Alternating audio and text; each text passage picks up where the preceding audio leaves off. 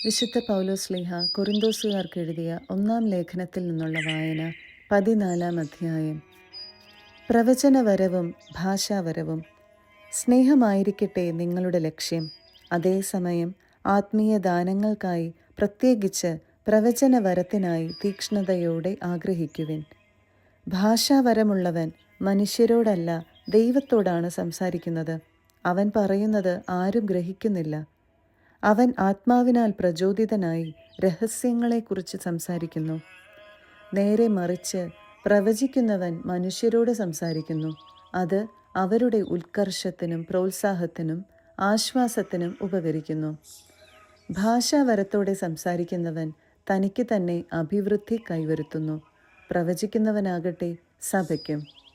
നിങ്ങളെല്ലാവരും ഭാഷാവരത്തോടെ സംസാരിക്കണമെന്ന് ഞാൻ ആഗ്രഹിക്കുന്നു. എന്നാൽ നിങ്ങൾ പ്രവചിക്കുന്നെങ്കിൽ അത് കൂടുതൽ ഉത്തമം. ഭാഷാവരമുള്ളവൻ്റെ വാക്കുകൾ സഭയുടെ ഉത്കർഷത്തിന് ഉതകും വിധം ആരെങ്കിലും വ്യാഖ്യാനിക്കുന്നില്ലെങ്കിൽ പ്രവചിക്കുന്നവനാണ് അവനേക്കാൾ വലിയവൻ. സഹോദരരെ, ഞാൻ ഭാഷാവരത്തോടെ സംസാരിച്ചുകൊണ്ട് നിങ്ങളുടെ അടുക്കലേക്ക് വരികയും എന്തെങ്കിലും വെളിപാടോ വിജ്ഞാനമോ പ്രവചനമോ പ്രബോധനമോ നൽകാൻ സാധിക്കാതിരിക്കുകയും ചെയ്താൽ നിങ്ങൾക്കെന്തു പ്രയോജനം? വീണ, കുഴൽ മുതലായ അചേതനങ്ങളായ സംഗീതോപകരണങ്ങൾ പോലും വ്യതിരിക്തമായ ശ്രുതി പുറപ്പെടുവിക്കുന്നില്ലെങ്കിൽ അവയുടെ സ്വരങ്ങൾ തിരിച്ചറിയാൻ സാധിക്കുമോ? കാഹളധ്വനി അസ്പഷ്ടമാണെങ്കിൽ ആരെങ്കിലും യുദ്ധത്തിന് തയ്യാറാകുമോ? അതുപോലെ തന്നെ നിങ്ങളുടെ കാര്യവും. ഭാഷാവരം കൊണ്ട് അവ്യക്തമായി സംസാരിച്ചാൽ ആർക്ക് എന്തു മനസ്സിലാകും? വായുവിനോടായിരിക്കും നിങ്ങൾ സംസാരിക്കുന്നത്. അർത്ഥമുള്ള അനേകം ശബ്ദങ്ങൾ ലോകത്തിലുണ്ട്. എന്നാൽ ഭാഷയുടെ അർത്ഥം ഞാൻ ഗ്രഹിക്കുന്നില്ലെങ്കിൽ സംസാരിക്കുന്നവന് ഞാനും എനിക്ക് അവനും അന്യനായിരിക്കും. നിങ്ങളുടെ കാര്യവും അങ്ങനെ തന്നെ. നിങ്ങൾ ആത്മീയ കാര്യങ്ങളിൽ ഉത്സുകരായിരിക്കുന്നതുകൊണ്ട് സഭയുടെ ഉത്കർഷത്തിനായി യത്നിക്കുവിൻ. അതിനാൽ ഭാഷാവരത്തോടെ സംസാരിക്കുന്നവൻ വ്യാഖ്യാനത്തിനുള്ള കഴിവിനായി പ്രാർത്ഥിക്കണം. ഞാൻ ഭാഷാവരത്തോടെ പ്രാർത്ഥിക്കുമ്പോൾ എൻ്റെ ആത്മാവ് പ്രാർത്ഥിക്കുന്നു, എന്നാൽ എൻ്റെ മനസ്സ് ഫലരഹിതമായിരിക്കും. ഞാൻ എന്താണ് ചെയ്യേണ്ടത്? ഞാൻ എൻ്റെ ആത്മാവ് കൊണ്ടും മനസ്സുകൊണ്ടും പ്രാർത്ഥിക്കും. ആത്മാവ് കൊണ്ടും മനസ്സുകൊണ്ടും പാടുകയും ചെയ്യും. നേരെ മറിച്ച് നീ ആത്മാവ് കൊണ്ട് മാത്രം സ്തോത്രം ചെയ്താൽ നിന്റെ വാക്കുകൾ ഗ്രഹിക്കാൻ ത്രാണിയില്ലാത്ത അന്യൻ നിന്റെ കൃതജ്ഞതാ സ്തോത്രത്തിന് എങ്ങനെ ആമേൻ പറയും? നീ ഉചിതമായി കൃതജ്ഞത അർപ്പിക്കുന്നുണ്ടായിരിക്കാം, എന്നാൽ അപരന് അത് പരിപോഷകമാകുന്നില്ല. നിങ്ങളെല്ലാവരെയും കൂടുതലായി ഞാൻ ഭാഷാവരത്തോടെ സംസാരിക്കുന്നുണ്ട് എന്നതിൽ ഞാൻ ദൈവത്തിന് നന്ദി പറയുന്നു. എങ്കിലും സഭയിൽ 10,000 വാക്കുകൾ ഭാഷാവരത്തിൽ സംസാരിക്കുന്നതിനേക്കാൾ ഞാൻ ഇഷ്ടപ്പെടുന്നത് മറ്റുള്ളവരെ പ്രബോധിപ്പിക്കുന്നതിന് 5 വാക്കുകൾ ബോധപൂർവം സംസാരിക്കുന്നതാണ്. സഹോദരരെ, ചിന്തയിൽ നിങ്ങൾ ശിശുക്കളായിരിക്കരുത്. തിന്മയെ സംബന്ധിച്ചിടത്തോളം നിങ്ങൾ പൈതങ്ങളെപ്പോലെയും ചിന്തയിൽ പക്വമതികളെപ്പോലെയും ആയിരിക്കുവിൻ. നിയമത്തിൽ ഇപ്രകാരം എഴുതപ്പെട്ടിരിക്കുന്നു: അന്യഭാഷകൾ സംസാരിക്കുന്ന ആളുകൾ മുഖേനയും അന്യദേശക്കാരുടെ അധരങ്ങൾ മുഖേനയും ഞാൻ ഈ ജനത്തോട് സംസാരിക്കും, എന്നാലും അവരെന്നെ കേൾക്കാൻ കൂട്ടാക്കുകയില്ല എന്ന് കർത്താവ് പറയുന്നു. ഭാഷാവരം വിശ്വാസികൾക്കുള്ളതല്ല, അവിശ്വാസികൾക്കുള്ള അടയാളമാണ്. പ്രവചനമാകട്ടെ അവിശ്വാസികൾക്കല്ല, വിശ്വാസികൾക്ക് വേണ്ടിയുള്ളതും.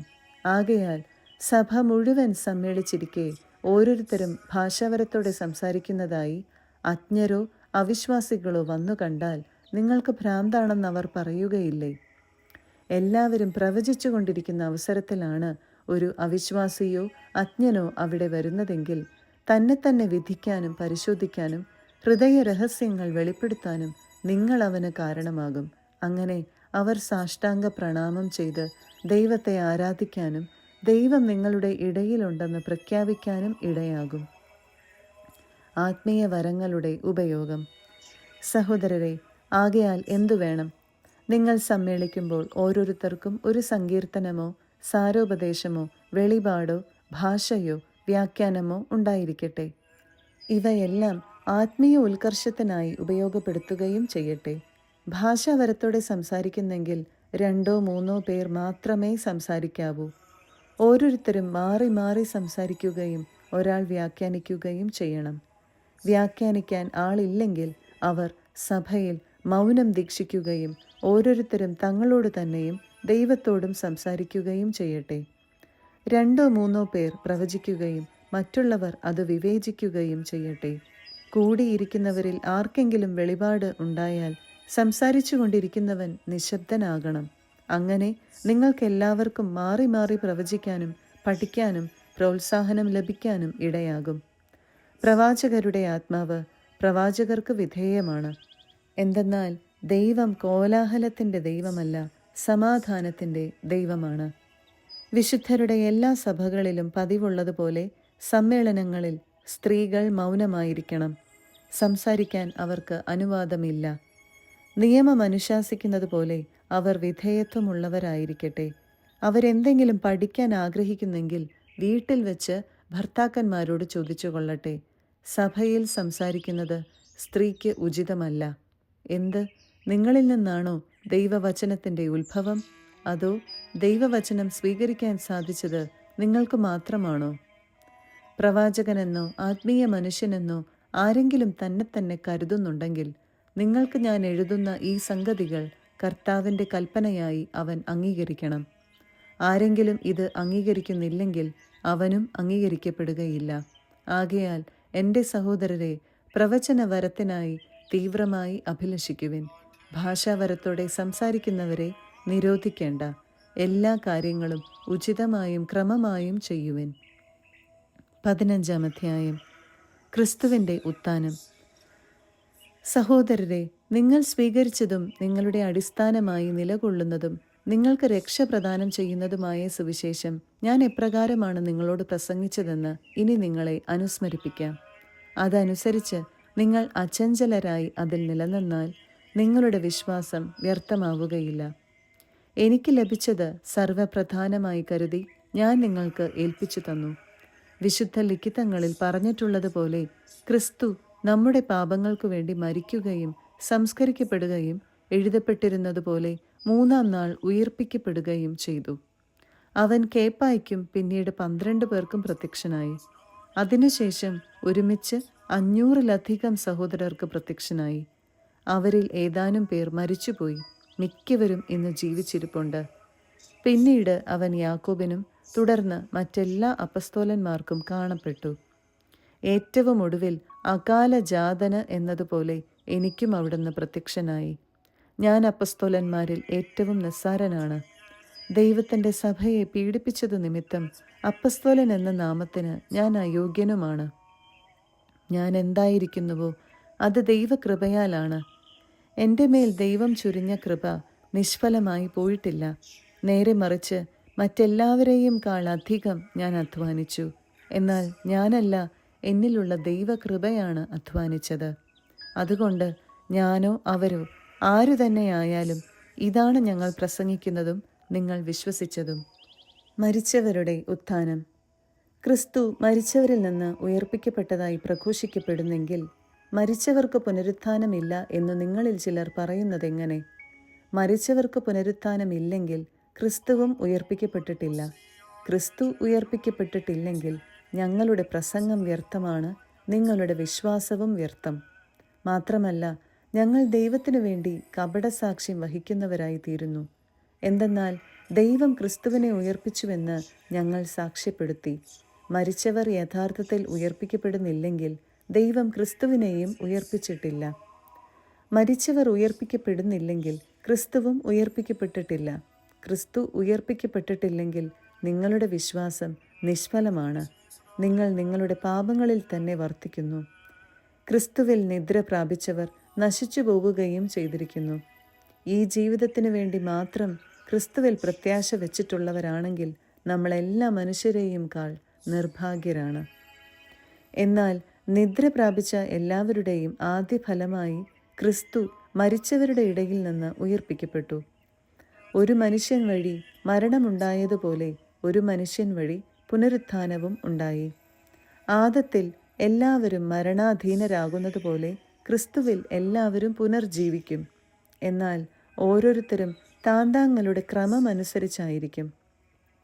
ആദ്യഫലം ക്രിസ്തു, പിന്നെ ക്രിസ്തുവിൻ്റെ ആഗമനത്തിൽ അവനുള്ളവരും. അവൻ എല്ലാ ഭരണവും അധികാരവും ശക്തിയും നിർമ്മാർജ്ജനം ചെയ്ത് രാജ്യം പിതാവായ ദൈവത്തിന് സമർപ്പിക്കുമ്പോൾ എല്ലാറ്റിൻ്റെയും അവസാനമാകും. എന്തെന്നാൽ സകല ശത്രുക്കളെയും തൻ്റെ പാദസേവകരാക്കുന്നതുവരെ അവിടുന്ന് വാഴേണ്ടിയിരിക്കുന്നു. മരണമെന്ന അവസാന ശത്രുവും നശിപ്പിക്കപ്പെട്ടിരിക്കുന്നു. ദൈവം സമസ്തവും അധീനമാക്കി തൻ്റെ പാദത്തിന് കീഴാക്കിയിരിക്കുന്നു. എന്നാൽ സമസ്തവും അധീനമാക്കി എന്ന് പറയുമ്പോൾ അവ അധീനമാക്കിയവൻ ഒഴികെ എന്നത് സ്പഷ്ടം. സമസ്തവും അവിടുത്തേക്ക് അധീനമായി കഴിയുമ്പോൾ സമസ്തവും തനിക്ക് അധീനമാക്കിയവന് പുത്രൻ തന്നെയും അധീനനാകും. ഇത് ദൈവം എല്ലാവർക്കും എല്ലാമാകേണ്ടതിന് തന്നെ. അല്ലെങ്കിൽ മരിച്ചവർക്ക് വേണ്ടി ജ്ഞാനസ്നാനം സ്വീകരിക്കുന്നത് കൊണ്ട് എന്താണ് അർത്ഥമാക്കുന്നത്? മരിച്ചവർ ഉയർപ്പിക്കപ്പെടുന്നില്ലെങ്കിൽ മരിച്ചവർക്ക് വേണ്ടി എന്തിന് ജ്ഞാനസ്നാനം സ്വീകരിക്കണം? ഞങ്ങൾ തന്നെയും എന്തിന് സദാസമയവും അപകടത്തിന് അഭിമുഖീഭവിക്കണം? സഹോദരരെ, നമ്മുടെ കർത്താവായ യേശുക്രിസ്തുവിൽ നിങ്ങളെക്കുറിച്ച് എനിക്കുള്ള അഭിമാനത്തെ ആധാരമാക്കി ഞാൻ പറയുന്നു. ഞാൻ പ്രതിദിനം മരിച്ചുകൊണ്ടിരിക്കുന്നു. മാനുഷികമായി പറഞ്ഞാൽ എഫേസോസിൽ വെച്ച് വന്യമൃഗങ്ങളോട് പോരാടിയതുകൊണ്ട് എനിക്കെന്തു പ്രയോജനം? മരിച്ചവർക്ക് പുനരുത്ഥാനമില്ലെങ്കിൽ നമുക്ക് തിന്നുകയും കുടിക്കുകയും ചെയ്യാം. എന്തെന്നാൽ നാളെ നമ്മൾ മരിച്ചു പോകും. നിങ്ങൾ വഞ്ചിതരാകരുത്. അധമമായ സംസർഗം സദാചാരങ്ങളെ ദുഷിപ്പിക്കും. നിങ്ങൾ നീതിപൂർവം സമചിത്തത പാലിക്കുകയും പാപം വർജിക്കുകയും ചെയ്യുവിൻ. ചിലർക്ക് ദൈവത്തെപ്പറ്റി ഒരറിവുമില്ല. നിങ്ങളെ ലജ്ജിപ്പിക്കാനാണ് ഞാനിത് പറയുന്നത്. ശരീരത്തിൻ്റെ ഉയർപ്പ്. ആരെങ്കിലും ചോദിച്ചേക്കാം, മരിച്ചവരെങ്ങനെയാണ് ഉയർപ്പിക്കപ്പെടുക? ഏതുതരം ശരീരത്തോടു കൂടെയായിരിക്കും അവർ പ്രത്യക്ഷപ്പെടുക? വിഡ്ഢിയായ മനുഷ്യ, നീ വിതയ്ക്കുന്നത് നശിക്കുന്നില്ലെങ്കിൽ അത് പുനർജീവിക്കുകയില്ല. ഉണ്ടാകാനിരിക്കുന്ന പദാർത്ഥമല്ല നീ വിതയ്ക്കുന്നത്, ഗോതമ്പിൻ്റെയോ മറ്റു വല്ല ധാന്യത്തിൻ്റെയോ വെറും ഒരു മണി മാത്രം. എന്നാൽ ദൈവം തൻ്റെ ഇഷ്ടമനുസരിച്ച് ഓരോ വിത്തിനും അതിൻ്റേതായ ശരീരം നൽകുന്നു. എല്ലാ ശരീരവും ഒന്നുപോലെയല്ല. മനുഷ്യരുടേത് ഒന്ന്, മൃഗങ്ങളുടേത് മറ്റൊന്ന്, പക്ഷികളുടേത് വേറൊന്ന്, മത്സ്യങ്ങളുടേത് വേറൊന്ന്. സ്വർഗീയ ശരീരങ്ങളുണ്ട്, ഭൗമിക ശരീരങ്ങളുമുണ്ട്. സ്വർഗീയ ശരീരങ്ങളുടെ തേജസ് ഒന്ന്, ഭൗമിക ശരീരങ്ങളുടെ തേജസ് മറ്റൊന്ന്.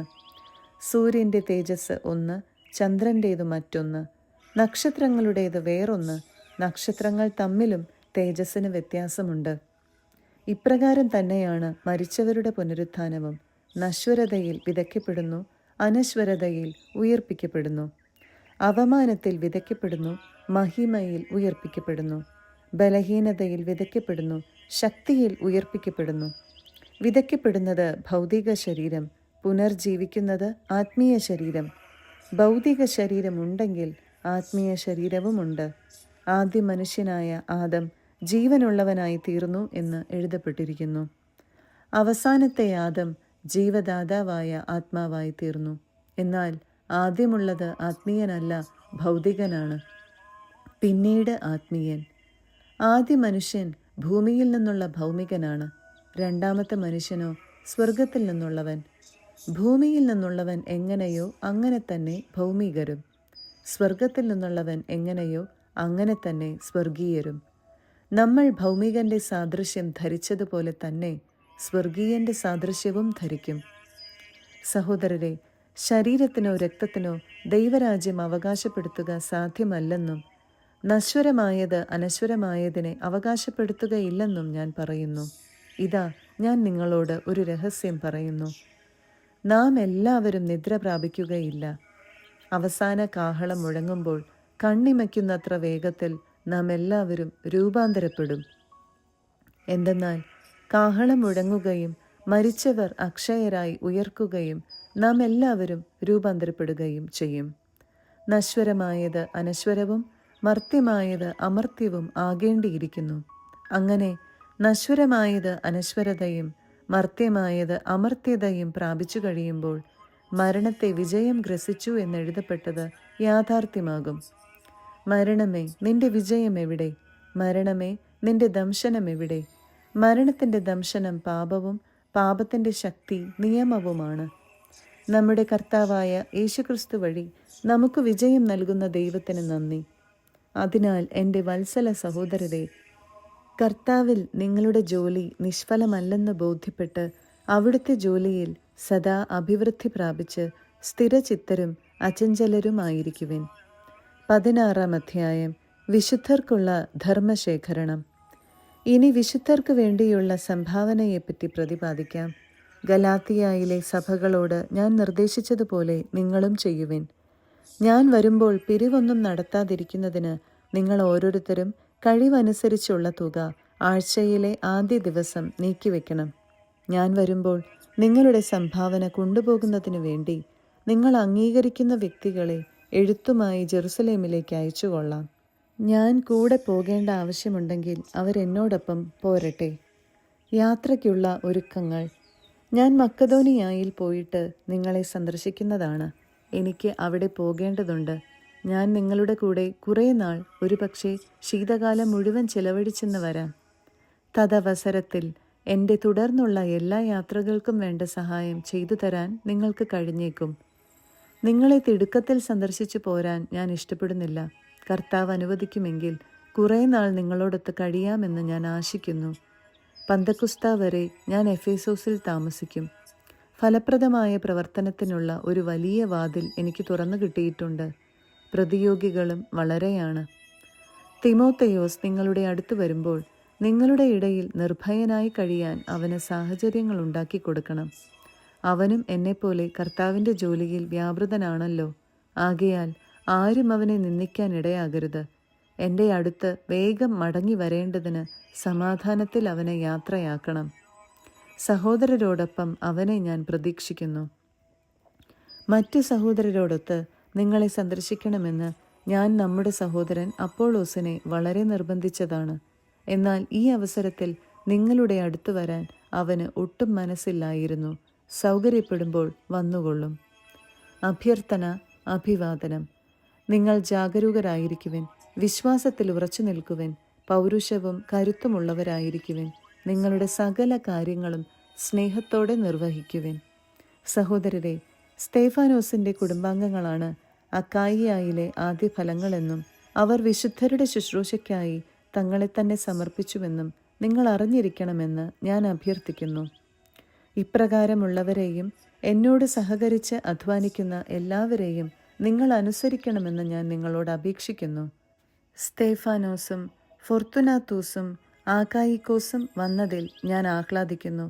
എന്തെന്നാൽ നിങ്ങളുടെ അസാന്നിധ്യം അവർ പരിഹരിച്ചു. അവരെൻ്റെയും നിങ്ങളുടെയും ആത്മാവിനെ ഉന്മേഷപ്പെടുത്തി. ഇങ്ങനെയുള്ളവരെ നിങ്ങൾ അംഗീകരിക്കണം. ഏഷ്യയിലെ സഭകൾ നിങ്ങളെ അഭിവാദനം ചെയ്യുന്നു. അക്വീലായും പ്രിസ്കായും അവരുടെ വീട്ടിലുള്ള സഭയും കർത്താവിൽ നിങ്ങളെ ഹൃദയപൂർവ്വം അഭിവാദനം ചെയ്യുന്നു. സകല സഹോദരരും നിങ്ങളെ അഭിവാദനം ചെയ്യുന്നു. നിങ്ങൾ വിശുദ്ധ ചുംബനത്താൽ അന്യോന്യം അഭിവാദനം ചെയ്യുവിൻ. പൗലോസായ ഞാൻ സ്വന്തം കൈപ്പടയിൽ അഭിവാദനം രേഖപ്പെടുത്തുന്നു. ആരെങ്കിലും കർത്താവിനെ സ്നേഹിക്കുന്നില്ലെങ്കിൽ അവൻ ശപിക്കപ്പെട്ടവനാകട്ടെ. ഞങ്ങളുടെ കർത്താവെ, വന്നാലും കർത്താവായ യേശുവിൻ്റെ കൃപ നിങ്ങളോട് കൂടെ ഉണ്ടായിരിക്കട്ടെ. യേശുക്രിസ്തുവിൽ എൻ്റെ സ്നേഹം നിങ്ങളെല്ലാവരോടും കൂടെ ഉണ്ടായിരിക്കട്ടെ.